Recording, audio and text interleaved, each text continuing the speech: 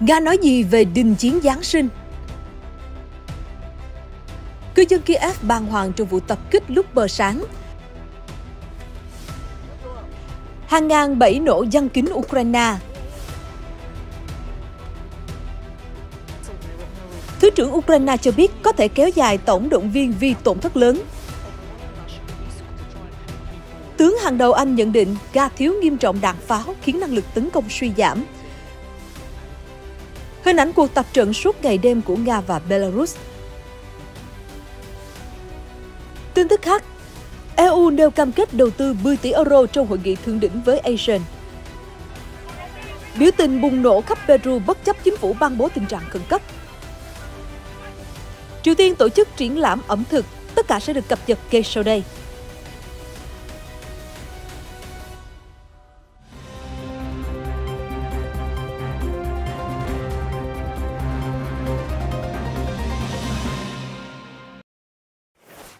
Chào mừng quý vị đến với chương trình tin nóng. Thưa quý vị, Nga vào ngày 14 tháng 12 cho biết chưa nhận được bất cứ đề xuất nào của phía Ukraine về đình chiến dịp Giáng sinh. Reuters nhận xét các trận đánh khốc liệt e rằng sẽ tiếp diễn suốt mùa đông. Tổng thống Ukraine Zelensky trong tuần này đã kêu gọi Nga bắt đầu rút quân từ dịp Giáng sinh, thể hiện Moscow sẵn sàng thực hiện bước đi đầu tiên để tiến tới đàm phán hòa bình, khép lại cuộc xung đột dữ dội đã gần tròn 10 tháng. Về việc này, phát ngôn viên Điện Kremlin Dmitry Peskov ngày 14 tháng 12 được hỏi Ukraine có gửi cho Nga đề nghị ngừng bắn dịp Giáng sinh hay chưa. Ông Peskov đáp, không có đề nghị như vậy từ bất kỳ ai. Vấn đề này không có trong chương trình nghị sự của Nga. Bộ Quốc phòng Anh trong tuần qua cho rằng, sau hàng loạt chiến dịch phản công, Ukraine đã tái kiểm soát hơn 50% khu vực lãnh thổ mà Nga đóng quân từ sau ngày 24 tháng 2. Quan chức quân sự phương Tây nhận định hiện giao tranh đang ở thế bế tắc khi cả Nga lẫn Ukraine đều không giành được ưu thế rõ ràng ở miền Đông. Phía Nga không trực tiếp phản hồi các nhận định nói trên, hàng ngày đều báo cáo đã tiêu diệt nhiều binh sĩ và vũ khí Ukraine, hiện thực hóa các mục tiêu trong chiến dịch quân sự đặc biệt. Quan chức ly khai ở Donetsk cho biết 50% lãnh thổ vùng này đã được giải phóng. Về vấn đề hòa đàm, phát ngôn viên Điện Kremlin ngày 13 tháng 12 nêu rõ sẽ không có hòa bình trừ khi Tổng thống Zelensky chấp nhận thực tại mới, bao gồm việc Nga sát nhập 4 vùng từ Ukraine vào cuối tháng 9. Kiev cùng với các nước đồng minh phương Tây đã phản đối gay gắt động thái này.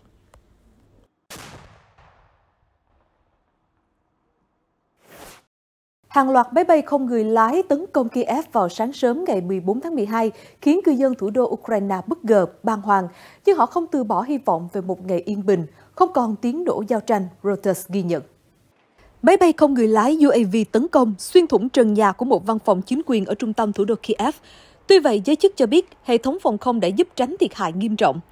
Oleksiy Goncharenko, chính trị gia Ukraine, viết trên Twitter, ông nghe tiếng 3 vụ nổ vào lúc 6 giờ 30 sáng ngày 14 tháng 12 theo giờ địa phương. Trước đó, còi báo động đã vang lên lúc 5 giờ 55 phút sáng, báo hiệu cho người dân xuống hầm trú ẩn. Một người dân địa phương, anh Yaroslav Vinorukov cho biết, đang chuẩn bị đi làm thì nhìn thấy vệt sáng trên bầu trời. Sau đó, kính chắn gió trên ô tô vỡ tung do sóng xung kích của vụ nổ. Mặc dù vậy, người đàn ông vẫn tỏ ra bình tĩnh. Họ muốn chúng tôi sống trong bóng tối mùa đông và tất cả mọi người phải chịu đựng. Được thôi, chúng tôi chấp nhận, miễn là lính Nga không hiện diện ở đây, anh Vinorukov nói. Cô Natalia Melin chia sẻ, vào sáng ngày 14 tháng 12, cô bị đánh thức bởi tiếng động cơ xoay vòng. Reuters cho biết đó là loại tiếng ồn đặc trưng trên UAV Shahed do Iran sản xuất. Người phụ nữ chia sẻ, đã nhiều tháng trôi qua, làm sao chúng tôi có thể bỏ cuộc vào lúc này khi mà quá nhiều thứ đã diễn ra? Vậy họ muốn gì? Tôi nghĩ họ sẽ không đe dọa được tinh thần của chúng tôi. Phát ngôn viên không quân Ukraine Yuri Inat nói rằng vụ tấn công UAV cố tình tiến hành vào lúc bình minh khi bầu trời sáng mùa đông vẫn còn tăm tối. Điều đó khiến UAV khó bị bắn hạ hơn, nhưng may mắn là hệ thống phòng không của Kiev đã tỏ ra hiệu quả. Tổng thống Ukraine Zelensky cùng ngày 14 tháng 12 cho biết hệ thống phòng không đã bắn hạ 13 UAV Shahed tập kích thủ đô. Tuyệt vời, tôi tự hào về lực lượng phòng không của Kiev, ông Zelensky phát biểu trong video công bố hàng ngày. Thị trưởng Kiev, ông Vitaly Klitschko cho biết đã có nhiều vụ nổ ở một quận trung tâm thủ đô trong lúc Nga tập kích. Tuy nhiên, ngoài 2 tòa nhà chính quyền bị tàn phá, giới chức Ukraine không báo cáo về thiệt hại khác. Hiện chưa rõ cơ sở hạ tầng năng lượng có bị ảnh hưởng hay không. Theo Sky News vừa qua, phía Ukraine đã công bố hình ảnh mảnh vỡ UAV ở thủ đô Kiev. Mặt sau của một UAV có ghi dòng chữ vì Ryazan.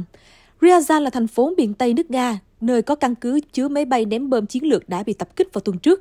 Nga chưa lên tiếng về vụ tấn công khu vực thủ đô Kiev sáng ngày 14 tháng 12. Trước đó, Moscow đã oanh kích cơ sở hạ tầng năng lượng Ukraine đều đặn mỗi tuần từ đầu tháng 10, sau khi cáo buộc Kiev tấn công cực đoan nhiều nơi trong lãnh thổ Nga, bao gồm tại bán đảo Crimea mà Nga sát nhập năm 2014. Kiev và phương Tây cáo buộc Nga sử dụng UAV mua từ Iran cho một số đợt không kích. Tuy nhiên, Moscow và Tehran nhất quyết bác bỏ những cáo buộc này.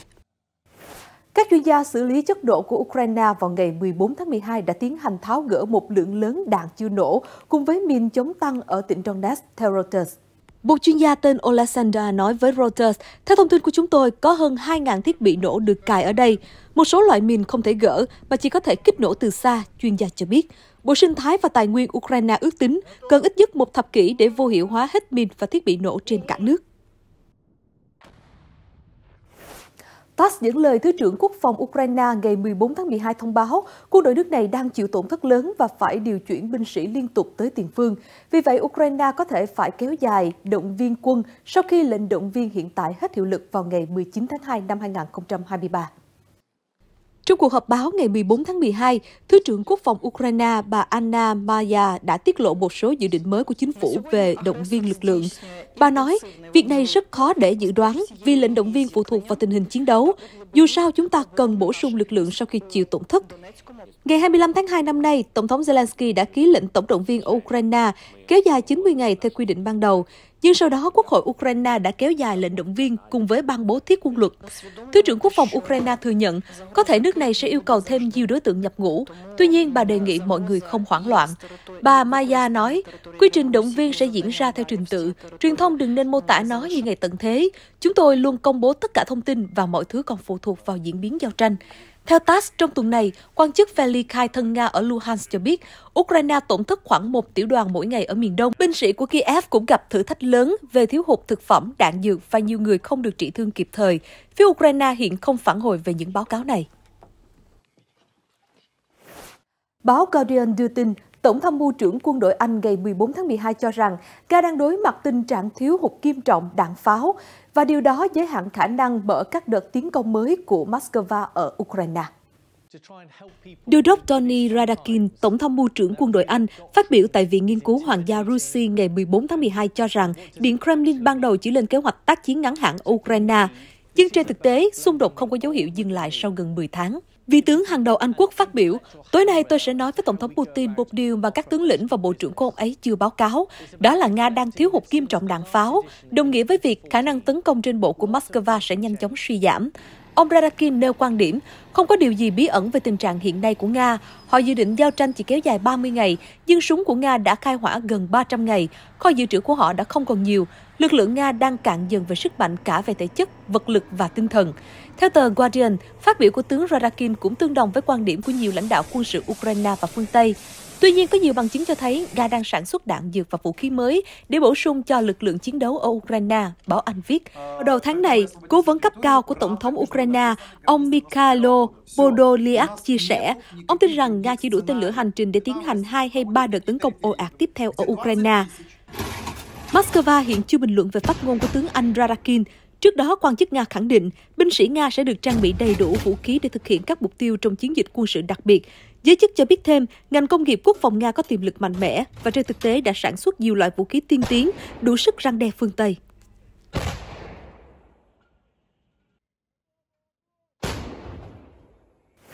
Thưa quý vị, Bộ Quốc phòng Nga ngày 14 tháng 12 vừa công bố hình ảnh cuộc tập trận chung giữa binh sĩ của Moscow và Minsk trên lãnh thổ Belarus. Trong video vừa công bố, các đơn vị xe tăng di chuyển xuyên qua một cánh rừng của Belarus dù chưa rõ địa điểm cụ thể. Một số nội dung diễn tập khác bao gồm thiết lập cầu phao và tháo gỡ thiết bị nổ. Trong một thông báo trên Telegram, Bộ Quốc phòng Nga cho biết cuộc tập trận diễn ra cả ngày lẫn đêm. Trước đó, ngày 13 tháng 12, Belarus thông báo nhiệm vụ giám sát quân sự khẩn cấp, bao gồm tăng cường năng lực chiến đấu của các đơn vị phía nam đất nước, giáp biên giới Ukraine. Các động thái nói trên khiến Kiev lo ngại về nguy cơ binh sĩ Belarus tham chiến cùng Nga ở Ukraine. Cho đến nay, Minsk cho biết sẽ không gửi quân tới Ukraine. Tuy nhiên, Tổng thống Belarus Alexander Lukashenko vào tháng 10 đã yêu cầu triển khai binh sĩ tuần tra chung với lực lượng Nga ở biên giới giáp Ukraine, lấy lý do phòng ngừa hành động tấn công cực đoan từ phía Kiev và phương Tây. Theo Reuters, các chuyên gia quân sự phương Tây cho rằng, xét về sức mạnh và kinh nghiệm, quân đội của Belarus có tạo nên sự khác biệt ở Ukraine. Tuy nhiên, nếu họ tham chiến, phía Kiev sẽ bị phân tâm ở phía Bắc, tạo điều kiện cho Nga tiến công mạnh ở miền Đông và miền Nam.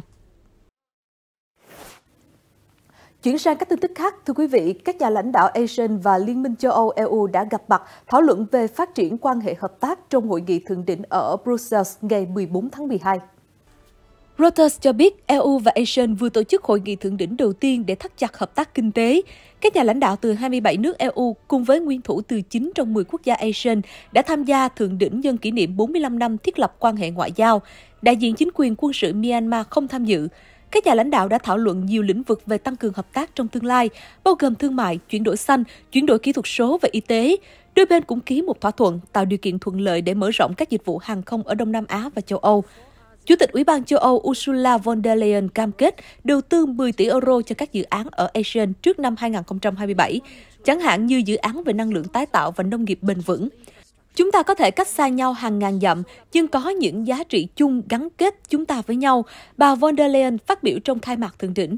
Theo Reuters, EU mong muốn tiếp tục mở rộng quan hệ thương mại bên ngoài khuôn khổ các hiệp ước thương mại tự do với Singapore và Việt Nam, đồng thời đang đàm phán với Indonesia. EU là đối tác thương mại lớn thứ ba của ASEAN và khối Đông Nam Á cũng là đối tác thương mại lớn thứ ba của EU. Tuyên bố chung của thượng đỉnh cũng có thể nhắc đến các vấn đề ở Biển Đông, xung đột Ukraine, chính biến ở Myanmar và tình hình bất ổn trên bán đảo Triều Tiên, Reuters cho hay. Bộ trưởng Nội vụ Anh ngày 14 tháng 12 tuyên bố điều rất quan trọng là phải ngăn chặn triệt để dòng người di cư vượt biển từ Pháp đến Anh trên những con thuyền nhỏ và kém an toàn. Đồng thời, nữ bộ trưởng bày tỏ đau buồn đối với sự cố chìm tàu vào sáng 14 tháng 12, khiến ít nhất 4 người di cư tử vong. Bộ trưởng Nội vụ Suella Braverman phát biểu trước Nghị viện Anh, sự cố chìm tàu sáng nay cũng như thảm kịch 27 người thiệt mạng vào tháng 11 năm ngoái là những lời cảnh tỉnh chúng ta cần phải chấm dứt các vụ vượt biển trái phép.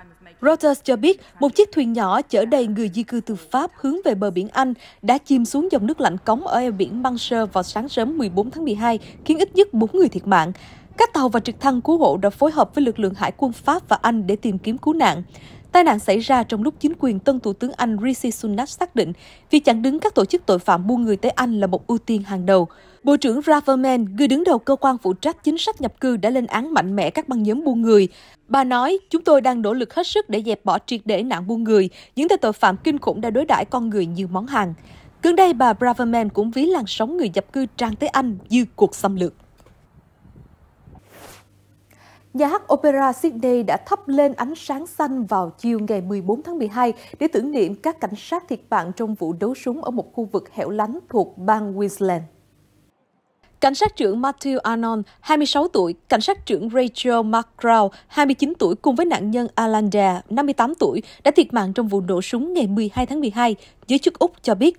Cảnh sát đã triệt hạ 3 đối tượng, gồm 2 người đàn ông 46 và 47 tuổi, cùng với một người phụ nữ 45 tuổi. Đây được cho là những thủ phạm tấn công khu vực hẻo lánh thuộc bang Queensland, cách thành phố thủ phủ Brisbane vào khoảng 300 km. Cảnh sát không thông báo chi tiết, chỉ cho biết rằng một cuộc bao vây đã xảy ra khi hai cảnh sát trưởng Arnold, McGraw và 2 đồng nghiệp khác tới hiện trường vào trưa ngày 12 tháng 12. Tấn công bằng súng ít xảy ra ở Úc. Nước này đã duy trì quy định súng đạn nghiêm ngặt bậc nhất thế giới kể từ sau thảm kịch một tay súng đoạt mạng 35 người tại một quán cà phê và điểm du lịch thuộc bang Tasmania hồi tháng 4 năm 1996.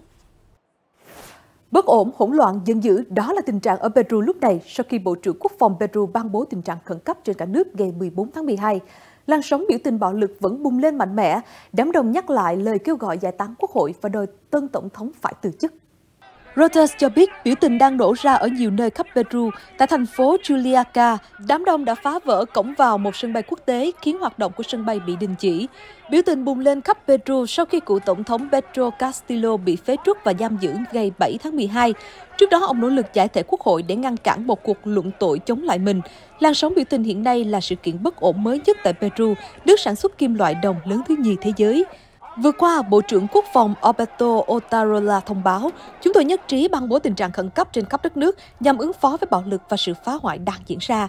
Tình trạng khẩn cấp cho phép binh sĩ có thể hỗ trợ cảnh sát trong nhiệm vụ đảm bảo an ninh, trong khi xảy ra nhiều vụ đốt phá chặn đường. 6 người, đa số là thiếu niên, đã thiệt mạng trong các vụ đụng độ với cảnh sát. Người biểu tình tiếp tục chặn đường cao tốc, phóng hỏa các tòa nhà và xâm nhập nhiều sân bay. Các công tố viên Peru ngày 14 tháng 12 cho biết họ có thể đề xuất giam giữ cựu lãnh đạo Castillo trong 18 tháng sau khi cáo buộc ông âm mưu nổi loạn. Tòa án tối cao Peru đã họp để xem xét đề xuất này nhưng đình chỉ đưa ra quyết định đến ngày 15 tháng 12. Trong khi giới chức Peru bế tắc trong việc tìm kiếm biện pháp giải quyết bất ổn, cánh tài xế xe tải cũng kẹt cứng trên nhiều tuyến đường cao tốc. Một số bác tài vào ngày 13 tháng 12 chia sẻ với Reuters, họ sợ rằng trái cây trong thùng xe sẽ bị hỏng hết. Dòng người biểu tình đa số có quan điểm ủng hộ của lãnh đạo Castillo suốt nhiều ngày đã yêu cầu tổng tuyển cử ngay lập tức, thay vì để Tổng thống Dina Boluarte nắm quyền đến năm 2026, thời điểm kết thúc nhiệm kỳ của ông Castillo. Gần đây, người biểu tình chặn đứng nhiều tuyến đường huyết mạch của đất nước Nam Mỹ. Ở Ica, miền Nam Peru, một tài xế tên Juan Cordova cho biết anh khổ sở mệt mỏi khi vận chuyển xoài trên xe. Các loại trái cây không thể chịu được cuộc biểu tình kéo dài đến 3 ngày. Bác tài nói, nếu không thể chuyển hàng đúng hẹn, anh sẽ không được trả công. Dưới ánh nắng thiêu đốt, các bác tài chờ đợi trong vô vọng, không biết khi nào tuyến đường sẽ được khai thông, hành khách trên xe buýt cũng bị mắc kẹt. Truyền thông nhà nước Triều Tiên cho biết nước này đang tổ chức triển lãm các món ăn làm từ bột vào ngày 13 tháng 12. Thông tấn xã Trung ương Triều Tiên vừa công bố hình ảnh cho thấy mọi người tham dự triển lãm ẩm thực bình dưỡng, nơi trưng bày các món ăn như mì và bánh ngọt. Kim Song-chol, một quan chức thuộc Hiệp hội Đầu bếp Triều Tiên cho biết, triển lãm giúp giới thiệu và cải thiện chất lượng của nhiều món ăn chế biến từ bột. Đây cũng là dịp để chia sẻ kinh nghiệm và bí quyết nấu nướng, giúp nâng cao chất lượng cuộc sống của người dân. Hơn 70 đại diện đến từ các khách sạn và xí nghiệp thực phẩm của Triều Tiên đã góp mặt trong triển lãm. Tin tức vừa rồi cũng đã khép lại chương trình hôm nay. Cảm ơn quý vị khán giả đã quan tâm theo dõi. Xin chào tạm biệt và hẹn gặp lại.